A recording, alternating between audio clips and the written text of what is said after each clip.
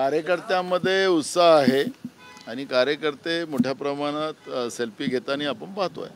अच्छा, पण विजय एक प्रकार फोटो, तो विजय फोटो होता. बिलकुल होणार, कारण की आमची जी मतदान संख्या जी आहे महाविकास आघाडी ती मोठी आहे. त्याच्यामुळे विरोधक जास्तचा उमेदवार नाही भरणार असं मला वाटतं. तरी सुद्धा झालं तर तो सामना करायला आम्ही तयार आहोत आणि या निमित्तानं मागचा बदला घ्यायला आम्हाला संधी मिळेल. नाना भाऊ, आजच्या बैठकीत नेमकी काय चर्चा झाली? आमची उद्या CLPची मीटिंग आहे. आज आम्ही सहज बसलेलो होतो. उद्या आमची 9:30 वाजता आमची CLPनी मीटिंग बोलावलेली आहे. त्यामुळे सगळ्या आमदारांना व्हिप जारी केला गेलेला आहे आणि इथूनच आम्ही आमचा जो नियोजित 2 दिवसाचं जे लोणावळ्याला आमचं शिबिर आहे त्या शिबिरला आम्ही जाणार आहोत. नाही, कुठं म्हटलं आहे तुम्हाला? उद्या 9:30 वाजता आहे. आज बैठक नव्हती. आज प्रमुख काही आमचे आमदार आले होते. आम्ही सहज बसलो होतो. काही फॉर्म भरणं तयारी करणं, उद्या फॉर्म भरायची लास्ट डेट आहे राज्यसभेची, त्याची तयारी करायला आम्ही एकत्रित आलेलो होतो. दगापटका होणारच नाही तर तुम्हाला काय वाटतं? नाना, चंद्रकांत हंडोरेंना उमेदवारी काँग्रेसने वेगळ्या प्रकारे दलित कार्ड दिले. आम्ही दलित कार्ड नाही म्हणत. आम्ही शोषित पीडित जी लोक आहेत, मागासवर्गीय लोक आहेत, जी समाजासाठी त्यांची बांधिलकी आहे, लोकांसाठी काम करण्याची क्षमता आहे. आपण पाहिलं असेल की चंद्रकांत हंडोरेजी सामाजिक न्यायमंत्री असताना त्यांनी प्रत्येक शोषित पीडित समाजासाठी प्रत्येक जिल्ह्यामध्ये आंबेडकर भवन तयार केले. आज आपल्याला त्या इमारती, सुशोभित इमारती प्रत्येक जिल्ह्यामध्ये पाहायला मिळतात. मागासवर्गीयांच्या मुलांसाठी मोठे मोठे हॉस्टेल निर्माण करून दिले, त्यांना शिक्षणाच्या व्यवस्था निर्माण केल्या. छोटा जो कुठल्याही ज्या दलित समाजामध्ये, मागासवर्गीयामध्ये अनेक जाती आहेत, त्या सगळ्या जातीच्या लोकांसाठी, मग चांभार असेल तर त्याला त्याच्यासाठी उद्योगाची व्यवस्था केली, मांग असेल त्याच्यासाठी व्यवस्था करून दिल्यात आणि त्यांना मुख्य प्रवाहात आणण्यासाठी, त्यांना उद्योजक बनवण्यासाठी केलेला प्रयत्न हा चंद्रकांत हंडोरे साहेबांच्या सामाजिक न्याय मंत्री मंडळाच्या याच्यामध्ये तो हा महाराष्ट्र कधीही विसरू शकत नाही.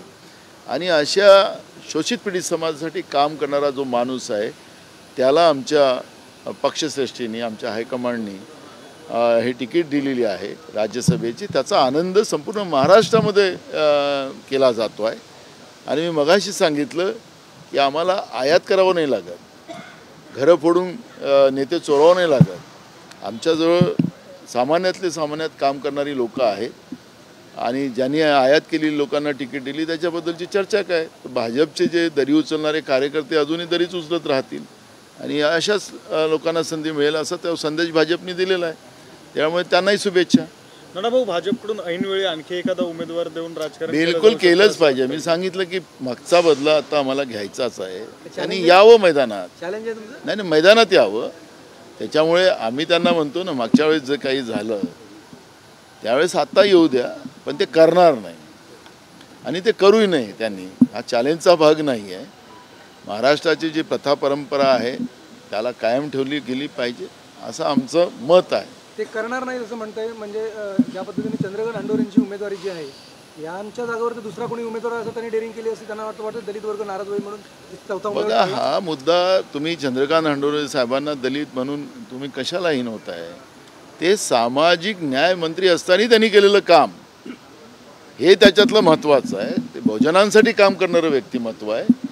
असं त्यांना एक लिमिटेशन करू नका. आमच्यासाठी हे चंद्रकांत हंडोरे हे बहुजनांसाठी काम करणारं व्यक्तिमत्व आहे. त्यामुळे तुम्ही चेहरा त्याला फक्त ते लिमिटेशन करा. आमच्याजवळ लिमिटेशनवाला नाही आहे. आमच्याकडली नेते मंडळीमध्ये सगळ्यांसाठी काम करण्याची क्षमता असलेला हे व्यक्तिमत्व आहे आणि त्यांचं कर्तृत्व त्यांच्या कामाच्या निमित्ताने त्यांनी महाराष्ट्राला दाखवून दिलेलं आहे. त्यामुळे एका जाणत्या माणसाला महाराष्ट्रातून राज्यसभेमध्ये पाठवून महाराष्ट्राच्या या मागासवर्गीय समाजाचा आवाज उचलण्यासाठी आम्ही त्यांना पाठवतो आहे, त्यांना न्याय मिळवून देण्यासाठी. कारण की देशामध्ये आज मोदींच्या सरकारने, भाजपच्या सरकारने न्यायव्यवस्था संपवून टाकलेली आहे. सामान्य जनतेला पिळलं जात आहे, त्यांचं शोषण केलं जात आहे. GSTच्या माध्यमातून त्यांना आर्थिक शोषण केलं जात आहे, सामाजिक शोषण केलं जात आहे. आणि एक जाणता माणूस आम्ही राज्यसभेमध्ये त्याच्यासाठी पाठवतो.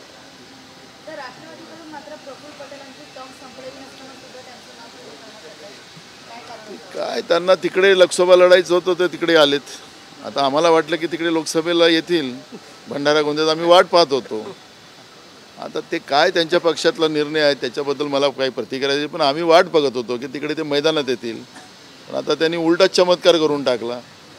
आता जाऊ द्या, त्याच्याबद्दल आज काय करायची चर्चा. चव्हाणांनी भाजप प्रवेश आणि लगेच उमेदवारी, म्हणजे तुम्हाला असं वाटतं उमेदवारी मिळण्यासाठी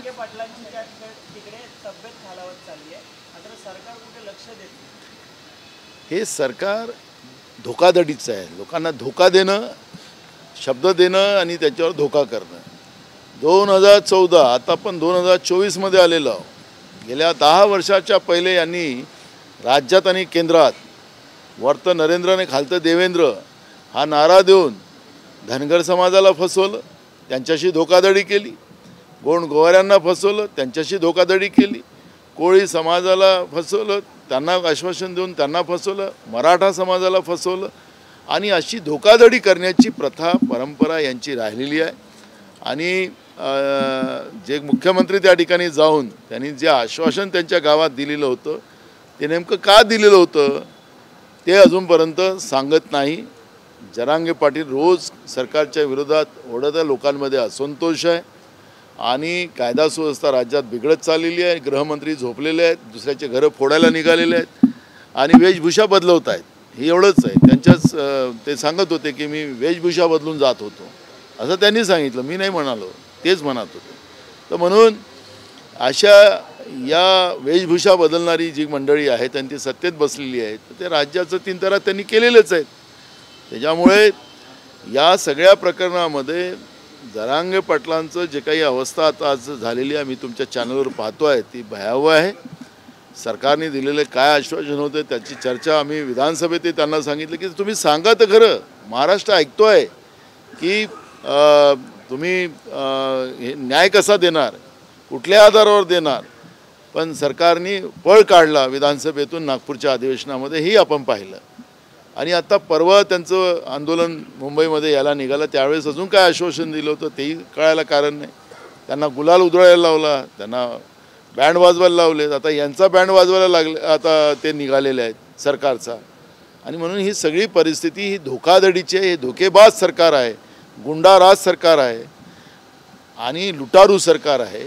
या सरकारचं दुसरं कुठलंही काम नाही. अशोक चव्हाणांनी लगेच पक्षप्रवेश आणि लगेच उमेदवारी मिळणं म्हणजे तुम्हाला काय वाटतं? ठरला कार्यक्रम होता, फिक्स होती मॅच, ठरला कार्यक्रम होता. अरे आमच्या लोकांना तिकडे एवढा मान भेटतो आहे ते खुशीच आम्हाला राहणार पाहिजे.